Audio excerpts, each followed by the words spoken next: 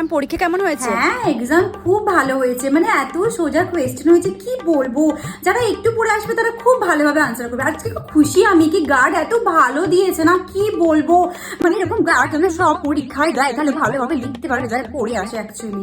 আর কি না, আসলে আমি জানি যে আমি 100-র মধ্যে 105 তো পাবোই, কারণ আমার রাইটিং খুব সুন্দর তাই জন্য। আচ্ছা এরপরে প্ল্যান? আচ্ছা এরপর তো নেক্সট ক্লাসের জন্য প্রিপারেশন করতে যাচ্ছি, হ্যাঁ বই কিনতে যাচ্ছি আমি বাবার সঙ্গে। কেমন হয়েছে এক্সাম? এক্সাম হয়েছে ঠিকই, আরো ভালো হতো, মানে গার্ডটা এত কঠিন গার্ড মানে দেওয়া উচিত না, একটু তো সুযোগ দেওয়া উচিত না। যদি একটু সুযোগ দিত তাহলে আমি 60% চেষ্টা করতাম আর কি।